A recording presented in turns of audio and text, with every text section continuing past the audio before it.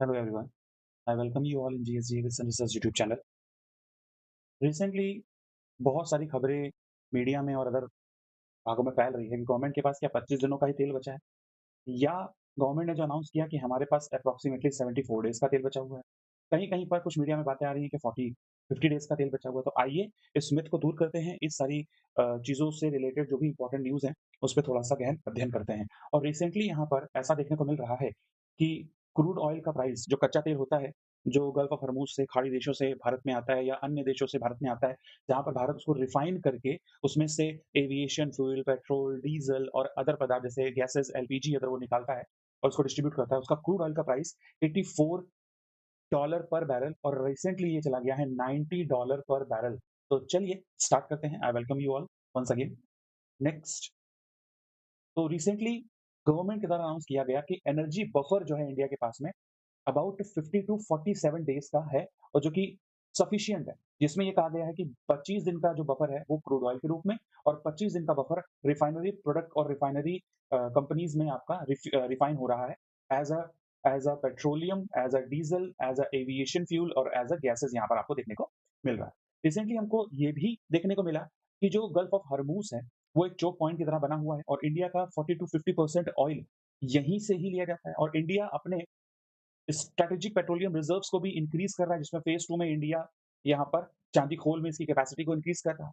साथ ही साथ में इंडिया को अब यहाँ पर फ़ोकस करना होगा, जैसे-जैसे ईरान वॉर अपने अगले पड़ाव में बढ़ती चली जा रही है और 7-8 दिन उसको हो चुके हैं, तो अब इंडिया को यहाँ पर डाइवर्सिफ़ाई करना पड़ेगा। ऑलरेडी इंडिया अपना 60% जो ऑयल है, वो डाइवर्सिफ़ाइड एरिया से जैसे कि अदर देशों से, खाड़ी देशों से अलग से यहाँ पर परचेज़ करता है, जैसे रशिया, यूएसए, ब्राज़ील और अफ्रीकन कंट्रीज़ से। इंडिया में रिसेंटली हम लोगों ने भी यहाँ पर कुछ अपने यहाँ पर स्ट्रैटेजिक पेट्रोलियम रिजर्व्स बनाए हैं, जैसे कि विशाखापट्टनम में, मंगलुरु में और आपका पडूर में। और रिसेंटली ये भी पता लगा है कि इससे इंडिया जैसे-जैसे यहाँ पर ग्लोबल क्रूड ऑयल का प्राइस बढ़ रहा है, वैसे-वैसे यहाँ पर जो हमारे ऊपर भविष्य में आने वाला बैलेंस ऑफ पेमेंट क्राइसिस है या जैसे-जैसे डॉलर बढ़ेगा तो हमको कहीं न कहीं ज़्यादा पैसा देना पड़ेगा। तो 1.8 से लेकर 2 बिलियन यहाँ पर एक्स्ट्रा यहाँ पर क्या हो सकता है भाई इंडिया का खर्चा बढ़े इन फ्यूचर। तो चलिए ये सारी चीज़ें जानने से पहले बहुत सारी चीज़ों से मैं आज बात करूँगा। तो इंट्रोडक्शन क्या है भाई? टेंशन्स वेस्ट एशिया में बढ़ते जा रहे हैं, जैसे-जैसे ऑयल शिपिंग्स को भी यहाँ पर टारगेट किया गया है और स्ट्रेट ऑफ हॉर्मूज़ को भी यहाँ पर क्या किया गया है, बंद कर दिया गया है by the reserve forces of the Iran, ठीक है? अब 6 मार्च को गवर्नमेंट के अकॉर्डिंग वैसे तो 3 मार्च को यहाँ पर गवर्नमेंट का स्टेटमेंट आया था। मैं थोड़ा वेट कर रहा था इन सब चीज़ों पे कि और क्लैरिटी आ जाए। तो 6 मार्च को यहाँ पर डेटा आया है कि 50 से 55 दिन का हमारे पास में ऑयल सप्लाई का बफर इंडिया में है, जो कि कंबाइन कर लिया जाए, चाहे क्रूड ऑयल हो या रिफाइनरीज़ स्टॉक मतलब जो रिफाइन हो चुका है या हो रहा है।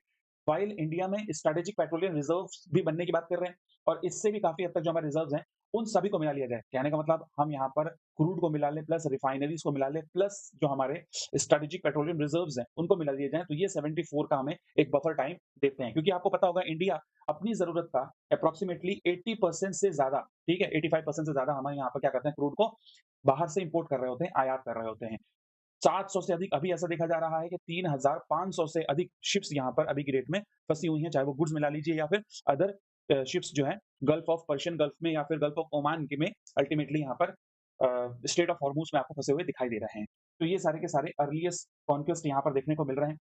तो चलिए नेक्स्ट स्ट्रेस टेस्ट है इंडिया के एनर्जी रेजिलियंस का, क्योंकि जो डिस्प्यूट है टोटल यहाँ पर ब्लॉकेड कर दिया गया है थ्रू द इरानियन फोर्सेस, ठीक है? दैट आफ्टर इंडिया में यहाँ पर भी देखा गया कि एक special trade global trade shipping root भी है ये इंडिया के पास में। इंडियन ओशन में भी रिसेंटली यहाँ पर आईआरआईएस सेना को भी यहाँ पर बाय द अमेरिकन सबमरीन्स के द्वारा यहाँ पर क्या किया गया, नष्ट कर दिया गया। ये रिसेंटली ही न्यूज़पेपर की भी आर्टिकल्स हैं आपके सामने, जिसमें ये बताया गया कि India's energy security expose the middle east को यहाँ पर एक्सपोज कर दिया है, कितना हमारे पास ऑयल है और कितना यहाँ पर अभी की डेट में एलएनजी या एलपीजी बचा हुआ है।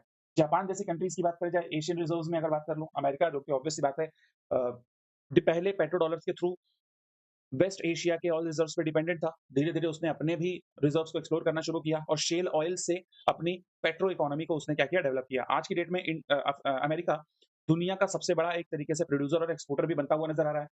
उसके अलावा एशिया की बात कर ली जाए तो 254 दिन कोरिया, 208 दिन चाइना, 200 दिन इंडिया, 74 दिन, इस तरीके से थाईलैंड, फिलीपींस इंडोनेशिया, वियतनाम, ये सारे देशों के भी आपको देखने को मिलेगा कि इनके पास कितना स्ट्रैटेजिक रिजर्व्स राइट नाउ बनता हुआ दिखाई दे रहा है। ये आपको वेस्ट एशिया का मैप दिखाई दे रहा होगा। इस साइड में यूएस और इज़राइल आपस में लड़ रहे हैं। सॉरी, आपस में बोल रहा हूँ मैं, यूएसए और इज़राइल यहाँ पर कंबाइन होकर किससे यहाँ पर फाइट कर रहे हैं? ईरान से अभी की डेट में फाइट कर रहा है। और हिजबुल्लाह लेबनान की तरफ से अटैक कर रहा है, हमास गाज़ा की तरफ से अटैक कर रहा है और यहाँ पर हूतीज़ रिबेलियंस भी आपको देखने को मिलेंगे यमन साइड में। ये ईरान के एक तरीके से क्या कर रहे हैं, प्रॉक्सी पावर के रूप में देखने को मिल रहे हैं। ये आपको जो है, ये छोटा-सा जो एरिया आपको दिखाई दे रहा है, इट्स ऑलमोस्ट, अगर मैं बात करूँ यहाँ पे, तो स्ट्रेट ऑफ हॉर्मुज़ की स्पेशली बात करूँ, तो ये अप्रॉक्सिमेटली 30 से 50 किलोमीटर का ज़ोन है। स्पेशली अगर बात करोगे तो 33 किलोमीटर का ऐसा ज़ोन है जहाँ से शिप्स गुज़रते हैं। और जो बड़े-बड़े शिप हैं उनके लिए तो सिर्फ़ और सिर्फ़ 3 किलोमीटर का ही एक तरीके से डीप एरिया आपको देखने को मिलेगा, जहाँ पे थ्रू शिप रूट्स आपको देखने को मिलेंगे, ठीक है? जहाँ पे चाइना, इंडिया और वर्ल्ड के अप्रॉक्सिमेटली 20% ग्लोबल ऑयल का यहाँ पर आपको क्या देखने को मिलेगा, ठीक है? ट्रेड देखने को मिलता है, ग्लोबल ऑयल का ट्रेड देखने को मिलता है। साथ ही साथ में इंडिया का अप्रॉक्सिमेटली यहाँ से हम जो परचेज़ कर रहे हैं, आप अगर इसको डिवाइड कर लें, तो 55% हम गल्फ ऑफ हॉर्मुज़ से या पर्शियन गल्फ से या पर्शियन कंट्रीज़ से यहाँ से ऑयल परचेज़ करते हैं। उसके अलावा 45% हमने अपने आप को डाइवर्सिफ़ाई कर दिया है, 45% हमने अपने आप को क्या कर दिया, डाइवर्सिफ़ाई कर दिया है, जिसमें हम लोग अलग-अलग कंट्रीज़ लाइक रशिया है, ठीक है? और अदर कंट्रीज़ से हम लोग यहाँ पर परचेज़ करते हैं, यूएसए से भी, ठीक है? ग्लोबल चोक पॉइंट आपको देखने को मिल रहे हैं, इंडिया का यहाँ पर एक तरीके से एक्सपोज़र देखने को मिल रहा है, ये सारे क्षेत्र में। नेक्स्ट अगर मैं यहाँ पर बात करूँ, तो थोड़ा-सा मैं इसकी ज्योग्राफी आपको बताना चाहूँगा, क्योंकि अगर आपको ज्योग्राफी नहीं इसके बारे में आइडिया होगा, तो इसको एक तरीके से हम लोग यहाँ पर समझ नहीं पाएँगे। तो ये आपको प्रॉपरली यूरोप में लेके जाएगा और यूरोप में स्पेशली सी ऑफ एज़ोव है, उसी के साथ में कर्च स्ट्रेट यहाँ पर लगा हुआ दिख रहा है आपको। अब इस कर्च स्ट्रेट से नीचे आप देखोगे, तो ब्लैक सी नज़र आएगा। वो ब्लैक सी कनेक्ट करता है सी ऑफ मरमरा से। ये आपको ब्लैक सी दिख रहा होगा यहाँ पे, ठीक है? इस साइड पे ब्लैक सी दिख रहा होगा और ये सी ऑफ मरमरा है, यहाँ पर आपको देखने को मिलेगा सी ऑफ मरमरा, ठीक है? इसके बीच में इस्तांबुल टर्की के पास में यहाँ पर बोस्पोरस स्ट्रेट आपको देखने को मिलेगा। फिर सी ऑफ मरमरा से आगे एजियन सी देखने को मिलेगा, डार्डेनल्स स्ट्रेट के साथ में, डार्डेनल्स स्ट्रेट के साथ में, ये डार्डेनल स्ट्रेट आपको दिखाई दे रही होगी यहाँ पे। फिर आफ्टर जब जैसे-जैसे आप नीचे आते हो यहाँ पर सी ऑफ एजिस और सी ऑफ क्रेट, उसके साथ में ये पूरा का पूरा पोर्शन जो है, ये एक लार्ज पार्ट में आपको देखने को मिला है मेडिटेरेनियन सी का। और जैसे-जैसे मेडिटेरेनियन सी, फिर यूरोप के साइड में और आपका इस साइड अगर देखोगे, अभी मैंने आपको दिखाया एजियन सी, ये मेडिटेरेनियन सी है और ये मेडिटेरेनियन सी आपको धीरे से कनेक्ट कर देगा जिब्राल्टर सी के साथ में। That after north Atlantic C connect हो जाएगा प्रॉपर्ली एक महासागर के रूप में। इसी मेडिटेरेनियन सी को जब आप अमेरिका से ईस्ट साइड में और इंडिया से वेस्ट साइड में देखोगे, तो ये कनेक्ट करता है आपका किसको? ग्रेट पीटर लेक, और वो कनेक्ट करता है सुएज़ कैनाल को, जो कि आपको पता होगा रेड सी से आगे चल के यहाँ पे अभी मैंने दिखाया आपको ग्रेट पीटर लेक, और ये great Peter lake Suez canal से कनेक्ट करता हुआ आगे चला आता है आपके पास में किसमें? रेड सी में। और red sea that after Bab el al Mandeb strait के साथ, बाबिल अल मंडेब स्ट्रेट आपको दिखाई देगा, ये रेड सी चल रहा है अभी, ठीक है? इसके नीचे बाबिल अल मंडेब दिखाई देगा। वहाँ पर गल्फ ऑफ एडन जो कि अरेबियन सी से कनेक्ट करता हुआ आपको ये देखने को मिलेगा। तो ये जो साइड है, रेड सी वाली साइड है, यहाँ पर खाड़ी देशों ने अपने तेल के कुएँ एक्सप्लोर नहीं किए हैं और यहाँ पर वो फैसिलिटीज़ भी डेवलप नहीं की हैं, जहाँ पर तेल निकाला जा सके। अभी की डेट में जो प्रॉब्लम चल रही है, वो आपको पर्शियन गल्फ में देखने को मिलेगी, इस रीजन में देखने को मिलेगी और खास करके आपको इस रीजन देखने को मिलेगा। आपको देखने को मिल रहा है कि ईरान ने 12 देशों पर यहाँ पर क्या कर दिया है, मिसाइल अटैक कर दिया है आफ्टर इज़राइल और यूएसए अटैक। तो इसमें बहरीन, कतर, यूएई और ये सारे रीजन आपको, ओमान, जैसे ओमान पे तो 2 ही मिसाइल यहाँ पर चलाई है कि वो मिडल टॉक्स कर रहा था यहाँ पे। तो ये पूरा का पूरा मैंने मैप के थ्रू आपको पूरा रीजन समझाने का प्रयास किया है। I hope you understand this. तो ये एक तरीके से लिस्ट है आपके सामने। ये धीरे-धीरे जैसे-जैसे आप बनाना चाहें वैसे आप बना सकते हैं। प्रॉपर तरीके से सारी लिस्ट है। इसको आप समझ सकते हैं। किस-किस तरीके से कौन-सा सी और उसमें कौन से स्ट्रेट कनेक्ट करते हैं। स्पेशली मैं आपको चलिए एक और इम्पोर्टेंट बात बताता हूँ। स्ट्रेट क्या होता है? 2 छोटे वाटर बॉडी यहाँ पर बात करी जाए, उसको कनेक्ट करने के लिए जो छोटा-सा सी रूट होता है, लिंकेज होता है, उसको यहाँ पर देखने को मिलता है एज़ अ स्ट्रेट, ठीक है?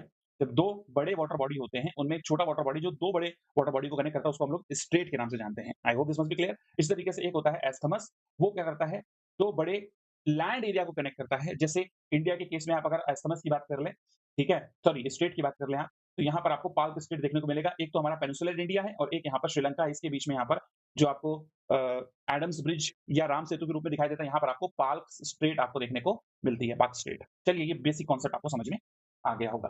तो अब यहाँ पर जो बफर एरिया है 50 दिन का बताया जा रहा है, जो कि हमारे पास जो क्रूड ऑयल है वो रिफाइनरीज में है, पाइपलाइंस में है, स्टोरेज टर्मिनल्स में है और जो टैंकर्स ट्रांजिट में भी फंसे हुए हैं उनको मिलाकर। उसके अलावा जो रिफाइनरी में हमारे पास प्रोडक्ट रखा हुआ है, जैसे पेट्रोल है, डीजल है, एविएशन टरबाइन फ्यूल है, जो कि एविएशन में अलग अलग जो एयरक्राफ्ट में यूज किया जाता है, बड़े बड़े उसमें यूज किया जाता है।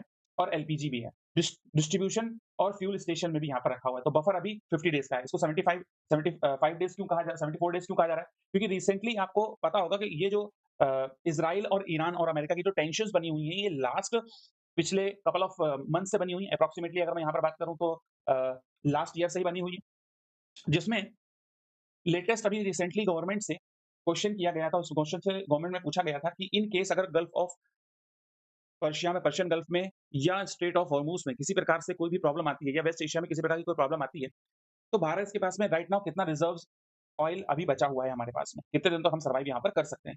तो गवर्नमेंट ऑफ इंडिया ने, जो कि पेट्रोलियम मिनिस्टर है यहाँ पर हरदीप सिंह पुरी, उन्होंने रिप्लाई किया था कि हमारे पास 74 डेज़ का यहाँ पर अभी की डेट में क्या है भाई, राज्यसभा में उन्होंने रिप्लाई किया था, पार्लियामेंट में रिप्लाई किया था कि हमारे पास 74 डेज़ का यहाँ पे क्या मिला है, करंटली है।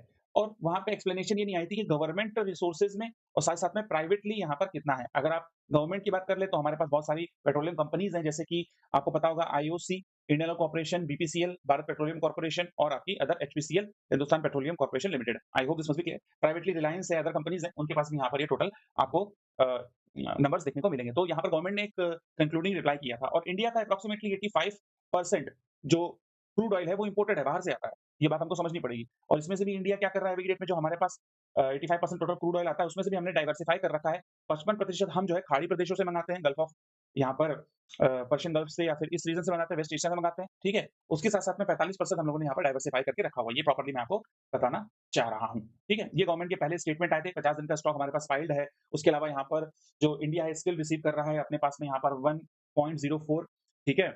मिलियन बैरल अ डे, ठीक है ना? इतना यहाँ पर स्टोर करके रखा हुआ है, रशिया से भी आ रहा है। अभी यहाँ पर यूएसए ने भी यहाँ पर क्या करके दिया है भाई, यूएसए ने भी कहा है इंडिया से कि आप यहाँ पर क्या कर सकते हैं, रशियन ऑयल को परचेज़ कर सकते हैं। क्यों परचेज़ कर सकते हैं? क्योंकि अ, अभी रिसेंटली एक US energy secretary Chris White का स्टेटमेंट आया, जिन्होंने उसमें कहा कि we reached out our friends in India to buy and store the Russian oil. क्यों? क्योंकि ग्लोबल जो रिफाइनरीज़ हैं, वहाँ पर ये ऑयल जा सके और ग्लोबल जो प्राइस अभी जो बढ़ रहा है, जो पहले कुछ हफ्ते पहले अगर हम 28 फरवरी को ये जंग शुरू हुई, 28-27 फरवरी को, वहाँ से लगा के अगर देखें, तो उस समय $60 पर बैरल यहाँ पर बैरल क्रूड ऑयल था और ये बढ़ते-बढ़ते अभी की डेट में $90 पर बैरल की तरफ जा रहा है और इन फ्यूचर ऐसा हो सकता है, अगर ये वॉर और ज़्यादा खिंचती है और ज़्यादा बढ़ती है, तो ये $150 पर बैरल भी यहाँ पर खिसका हुआ देखने को मिल सकता है। तो 2 ब्लॉकेज में है, एक तो क्रूड ऑयल में और आपका रिफाइनरी प्रोडक्ट के रूप में। उसके अलावा फाउंडेशन में हमारे पास 24 दिन अलग से पड़ा हुआ है, तो टोटल मिला लिया जाए, तो 74 दिन का हमारे पास में कॉम्बिनेशन एनर्जी की बात करी जाए, तो एनर्जी डिफेंस में हमारे पास में इतना एनर्जी बचा हुआ है। स्पेशली अगर बात करी जाए, इंडिया ने फेज़ 1 में स्ट्रैटेजिक आपके पेट्रोलियम रिजर्व्स भी बनाए। कहाँ-कहाँ पर बना है? जैसे विशाखापट्टनम आंध्र प्रदेश में 1.33 मिलियन मैट्रिक टन, उसके अलावा मंगलुरु कर्नाटका में 1.5 मिलियन मैट्रिक टन और पडूर जो कि आपको कर्नाटका में देखने को मिलेगा 2.5 मिलियन मैट्रिक टन के रूप में हमारे पास में क्या है भाई, रिजर्व्स के रूप में आपको देखने को मिलता है। ये सारी की सारी बातें स्ट्रैटेजिक अगर बात कर ली जाए, ये बड़ा इंपॉर्टेंट रहता है क्योंकि ये इमरजेंसी कंडीशन में हमें क्रूड ऑयल प्रोवाइड कराएगा, मेंटेन करता है गवर्नमेंट इसको, ऑब्वियस सी बात है। और इसको मैनेज कौन करता है? इसको मैनेज करता है ISPRL, Indian strategic petroleum reserve limited, Indian strategic petroleum reserve limited. ये लिस्ट आपके सामने प्रॉपर्ली वो मैंने इन्फोग्राफिक्स के रूप में आपको दिखा दिया। तो टोटल कैपेसिटी की अगर आप यहाँ पर बात करोगे तो अप्रॉक्सिमेटली 5.33 मिलियन मैट्रिक टन हमारे पास में ये रिजर्व रखे हुए हैं। और फेज़ 2 के रूप में अच्छा, इसकी शुरुआत जो है 1999 में जब इस तरह का एक क्राइसिस हुआ था, 2 दिन 3 दिन के क्राइसिस में फिर हम लोगों ने अपना रिजर्व्स को, अपने बहुत सारे गोल्ड को आईएमएफ के पास रखा और बहुत सारा यहाँ पर और डॉलर लिया था। क्योंकि हमको यहाँ पर ऑयल परचेज़ करना था, क्योंकि इंडिया के पास भी यहाँ पर क्राइसिस देखने को मिला था बाय दैट टाइम। उसके बाद से इंडिया ने सेफ साइड करते हुए अपना खुद का एक strategic petroleum reserve plan develop किया 1998 में और जो कार्यान्वित होते-होते प्लान ज़मीन पर आया 2004 में और अब 2020-21 में गवर्नमेंट ने इसमें फेज़ 2 शुरू किया है, जिसमें नई फैसिलिटीज़ को भी डेवलप किया जा रहा है, जो कि कहाँ पर? उड़ीसा में और कोदार में पडूर में भी आपको इसका एक्सपेंशन देखने को मिलेगा। उड़ीसा में चांदीखोल में। I hope this must be clear. Additional ये जो है हमको 6.55 मिलियन मैट्रिक टन का हमको यहाँ पर क्या बढ़ेगा? एडिशनल देगा और ये डेवलप किया जाएगा as a PPP model, public private partnership. Target ये सारे हैं, नए-नए डेवलप किए जा रहे हैं पीपीपी मॉडल पर, पब्लिक प्राइवेट पार्टनरशिप पर। रिसेंटली यहाँ पर देखा जाए इंडिया गैस के लेवल पे बात करी जाए तो मिलियन मैट्रिक स्टैंडर्ड क्यूबिक यहाँ पर डे मंगवाता है और स्पेशली बात कर ली जाए इंडिया अपने पूरी जो एलपीजी है, गैसेज़ है, उसका 60% जो है वो सप्लाई करता है कतर और रिसेंटली कतर ने ऐसा अनाउंस किया जिसने स्टॉप कर दिया एलपीजी सप्लाई को इंडिया के लिए एप्रोक्सिमेटली। तो ये सारी चीज़ें यहाँ पर देखी जाती हैं और इंडिया इसको डाइवर्सिफ़ाई भी कर रहा है एप्रोक्सिमेटली कहाँ से? ऑस्ट्रेलिया, कनाडा, यूएसए और यूएई के साथ में। तो नेक्स्ट यहाँ पर अगर अपन बात करें, डाइवर्सिफाई कर रहा है इंडिया ऑस्ट्रेलिया, कनाडा, यूएसए और यूएई के साथ-साथ में। और 195 जो टोटल हम बनाते हैं उसमें से 60% 60 जो टोटल है प्रॉपर, जिसको आप million metric standard cubic metre per day जो मंगवाते हैं उसमें 60 जो है वो रिस्क में है, बाकी 135 जो है वो हम डाइवर्सिफाई कर चुके हैं राइट नाउ। क्लियर? तो ये गवर्नमेंट रिसोर्सेज से यहाँ पर एनर्जी में कहा गया कि एनर्जी सिक्योरिटी जो है भारत की बहुत अच्छी है, एलपीजी, एलएनजी की कोई कमी नहीं है। ऑस्ट्रेलिया, कनाडा के साथ में बातें चल रही है, यूएई, यूएसए के साथ में नए कॉन्ट्रैक्ट साइन किए जा रहे हैं। इंडिया में 195 जो है million metric standard cubic with यहाँ पर डे यहाँ पर जो है आपको देखने को मिल रहा है। क्रूड ऑयल भी प्रॉपर्ली है। उसके साथ में इंटरनेशनल एनर्जी एजेंसी के साथ और ओपेक के साथ में यहाँ पर बातें करी जा रही हैं। तो चलिए, ये गवर्नमेंट के स्टेटमेंट आए हैं, पैनिक करने की जरूरत नहीं है अभी की डेट में। अप्रॉक्सिमेटली 5 टू यहाँ पर 7 वीक्स का यहाँ पर गवर्नमेंट के पास में बफर है। ठीक है? तो ये सारी बातें यहाँ पर गवर्नमेंट के थ्रू करेंगे। डाइवर्सिफिकेशन यहाँ पर बात चल रही है कि हमको यहाँ पर गल्फ ऑफ हॉर्मूज के अलावा डाइवर्सिफाई करना चाहिए। तो ये सारी चीजें मैं आपको पहले बता चुका हूँ कि 55% गल्फ ऑफ हरमुज से हम लोग यहाँ पर स्टेट ऑफ हरमुज से यहाँ पर चीजें आती हैं और 45% हम लोग यहाँ पर क्या कर रहे हैं, कर चुके हैं, डाइवर्सिफाई कर चुके हैं, like Russia, USA, Brazil, west Africa और साथ साथ में लैटिन अमेरिका। हरमुज फैक्टर अगर आप यहाँ पर देखोगे तो चोक पॉइंट में अभी ये बदल चुका है। 20% ग्लोबल ऑयल ट्रेड करता है, पर्शियन गल्फ, अरेबियन सी के बीच में कनेक्टिविटी बताता है, इंपॉर्टेंट है इंडिया के लिए। 50 से 40 से 50% क्रूड ऑयल यहाँ से पास होता है हमारा, ठीक है? जो कि अप्रॉक्सिमेटली अगर बात करोगे तो 2.5 टू 2.7 मिलियन पर बैरल। तो I hope this must be clear. ये इन्फोग्राफिक्स के रूप में आपको मैंने यहाँ पे दिखा दिया कि इंडिया डाइवर्सिफाई कर रहा है। इंडिया सिर्फ और सिर्फ ये जो रीजन है इसी में डिपेंडेंट नहीं रहेगा, ठीक है? यहाँ पे डिपेंडेंट रहेगा कि यहाँ से ऑलरेडी हम 55% मंगा रहे हैं। अब हम ये जो रेस्ट है यहाँ से हम लोग जो है 45% की ओर भी डाइवर्सिफाई करेंगे इन फ्यूचर। नेक्स्ट और सप्लाई रूट इराक, ये सारे हमारे अभी रिस्क में है सप्लाई रूट।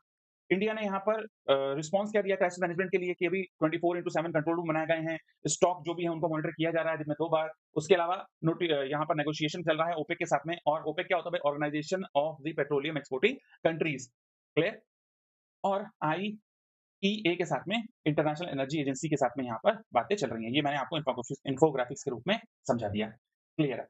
अब देखो, इसका डोमिनो इफेक्ट क्या होता है? डोमिनो इफेक्ट क्या होता है? आपने बचपन में देखा होगा, एक कैस्केड होता है जिसमें इस तरीके से पिलर्स पाइल अप होते हैं। अगर एक छोटा पिलर गिरता है तो उससे बहुत सारे पिलर आपस में गिरते हैं और एक तरीके से डिस्ट्रक्शन, आपको लगातार डिस्ट्रक्शन देखने को मिलता है। अब देखो यहाँ पे समझने का प्रयास क्या है, $1 भी अगर पर बैरल में बढ़ता है, उसका इम्पैक्ट डायरेक्टली इंडिया को किस तरीके से होता है कि हर साल में 1.8 से लेकर 2 बिलियन यूएस डॉलर का हमारे जो बैलेंस ऑफ पेमेंट है, जो हमारा एक तरीके से जिसको हम लोग यहाँ पर बैलेंस कर रहे होते हैं, जिसमें हम लोग यहाँ पर ट्रेड कर रहे होते हैं, ठीक है? नोटबुक है एक तरीके की जिसमें हम लोग सारा का सारा बही खाता है, जिसमें लिखते हैं, उसमें एडिशनल खर्चा इंपोर्ट का बढ़ जाता है, ठीक है? अब इससे क्या होगा अल्टीमेटली, अगर खर्चा ही बढ़ेगा तो इससे इन्फ्लेशन भी बढ़ेगी।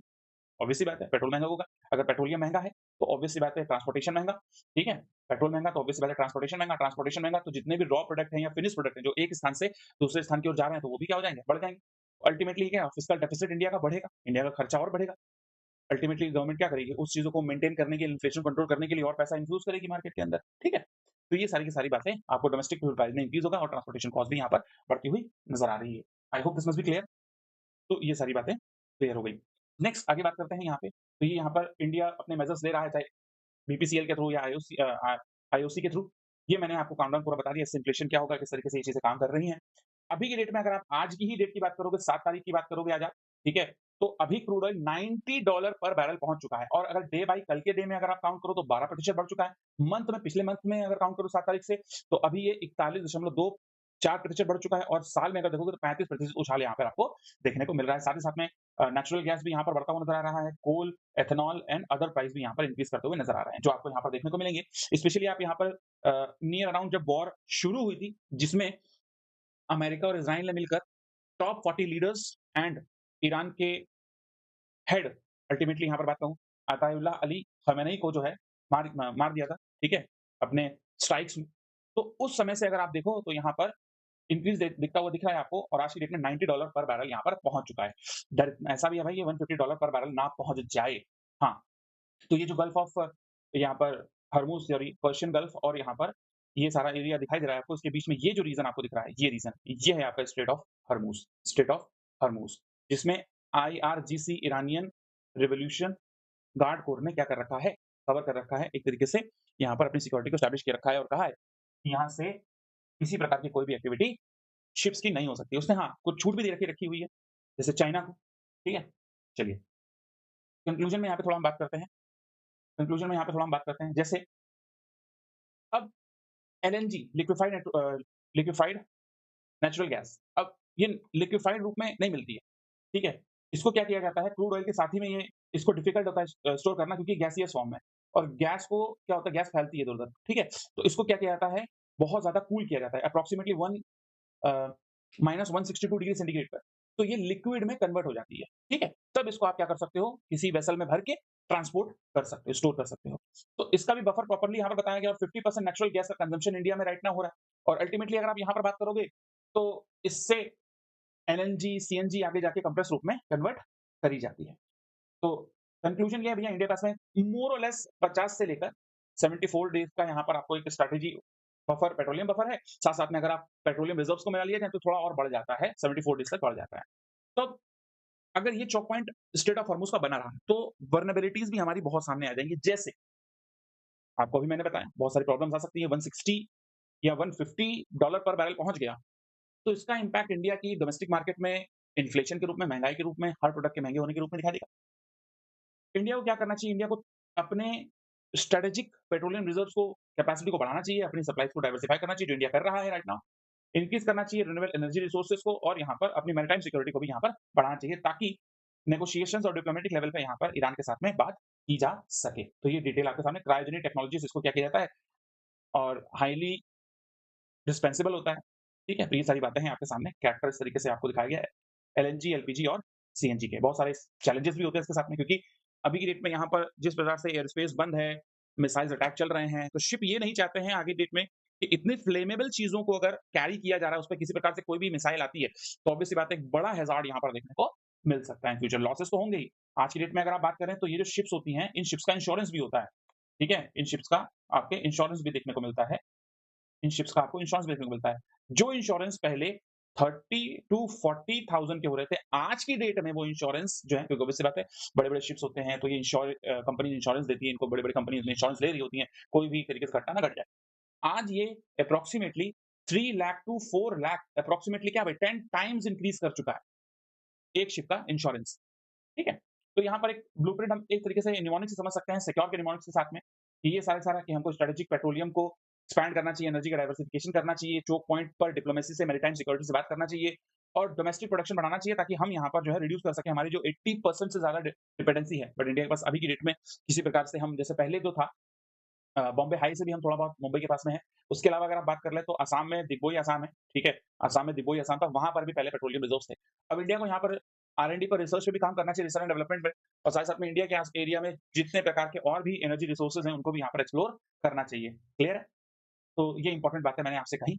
ये बफर ज़ोन, साथ-साथ में हमको यहाँ पर सोलर एनर्जी या अल्टरनेटिव एनर्जी पर भी यहाँ पर फोकस करना चाहिए, क्योंकि एनर्जी सिक्योरिटी अगर आप नहीं कर, एनर्जी सिक्योरिटी ही right now national national security है, वल्नरेबिलिटी जो हमारी है उसको एक्सपोज कर रही है। तो ये इंपॉर्टेंट रिवीजन पॉइंटर्स हैं, आप इसको देख सकते हैं कि कितने दिन का यहाँ पर क्रूड स्टॉक्स, रिफाइनरी स्टॉक्स, और आपके स्टैंड यहाँ पर पेट्रोलियम रिजर्व्स कितने हैं आपके, क्लियर? और हरमुज से हम कितना मंगाते हैं गैस, और कतर के साथ साथ में कितनी सप्लाई है। ये इंपॉर्टेंटली गवर्नमेंट का डेटा है आपके सामने। प्रैक्टिस करते हैं कुछ क्वेश्चंस में, क्योंकि यूपीएससी की प्रिपरेशन में या अदर एग्जाम की प्रिपरेशन में आप अगर एमसीक्यू से प्रैक्टिस नहीं करते तो कोई इंपॉर्टेंट नहीं है। तो यहाँ पर क्वेश्चन क्या कह रहा है, भारत के सामरिक पेट्रोलियम भंडारण का प्रबंधन किस संगठन द्वारा किया जाता है, या स्ट्रेटेजिक पेट्रोलियम रिजर्व का किस द्वारा किया जाता है? मैंने बताया था आपको, option number C, Indian strategic petroleum reserves limited. Next अगर बात करी जाए, तो which of the following locations, जहां पर इंडिया के ये पेट्रोलियम रिजर्व्स देखने को मिलते हैं, तो कहाँ-कहाँ पर देखने को मिलते हैं? विशाखापट्टनम हम लोगों ने बात करी थी, मंगलुरु हम लोगों ने बात करी थी, और कडोर और चांदी कोलाम, ये उड़ीसा में आपको देखने को मिलेगा, और ये आपको कर्नाटका में देखने को मिल रहा है, ये आपको आंध्रा में देखने को मिल रहा है। तो मंगलुरु कहाँ पर है, क्वेश्चन मार्क, आप बता दीजिएगा। तो ऑप्शन नंबर डी, 1 2 3 4 चारों चारों ऑप्शन यहाँ पर आपको राइट देखने को मिलेंगे। नेक्स्ट, स्टेट ऑफ हॉर्मुज किसको कनेक्ट करता है? तो ये बड़ा इंपॉर्टेंट है भाई, मेडिटेरियन को नहीं, गल्फ ऑफ एडन और रेड सी को नहीं, ये हम लोग अभी डिटेल में पढ़ के आए। तो option number B, Persian gulf और अरेबियन सी को यहाँ पर ये कनेक्ट करता है। क्लियर? ऑप्शन नंबर, एक सेकंड, ये सी आ रहा है यहाँ पर, ऑप्शन नंबर सी नहीं होगा, ऑप्शन नंबर बी होगा यहाँ पे, ठीक है? अब यहाँ पर अगर आप देखेंगे, तो इंडिया अपनी क्रूड ऑयल की डिपेंडेंसी में अगर बात करोगे, तो 85% से ज्यादा है, तो 86 आप इसको यहाँ पर देख सकते हैं। नेक्स्ट, इसमें अगर बात करते हैं, क्वेश्चन नंबर 5, एलएनजी मोस्ट स्टोरली यहाँ पर लो टेम्परेचर पे स्टोर करी जाती है, सही बात है भाई। LNG store is easier than crude oil. नहीं भाई, एलएनजी स्टोर करना ईज़ियर तो नहीं है, टफ है। तो ऑप्शन नंबर 3 यहाँ पर सॉरी ऑप्शन नंबर 2 यहाँ पे कट जाता है। तो अगर ऑप्शन नंबर 2 यहाँ पे कट जाएगा तो ये सारे के सारे आपके जो हैं कैंसल हो जाएँगे। तो इसके साथ-साथ में देखते हैं जरा, India depend on energy half natural gas consumption. Obvious सी बात, नेचुरल गैस कंजम्पशन है। हम जो एक तरीके से घर में एलपीजी यूज़ कर रहे हैं, वहीं तो यूज़ हो रहा है ये, ठीक है? तो इस तरीके से आपको ऑप्शन नंबर बी आपको परफेक्ट यहाँ पर देखने को मिल सकता है। आई होप ये लेक्चर आपको बेटर लगा, अच्छा लगा। अगर आपकी नॉलेज में कुछ एनहांस हुआ हो, तो इस लेक्चर को शेयर करें, कम से कम 1 बंदे तक करें, 1 व्यक्ति तक करें, ताकि हमको यहाँ पर और प्रोत्साहन मिल सके, और चैनल को सब्सक्राइब करें, ताकि धीरे-धीरे ये चैनल भी ग्रो हो सके। Thank you, thanks a lot, god bless you, all, bye, take care, enjoy your day. Thank you for watching the session.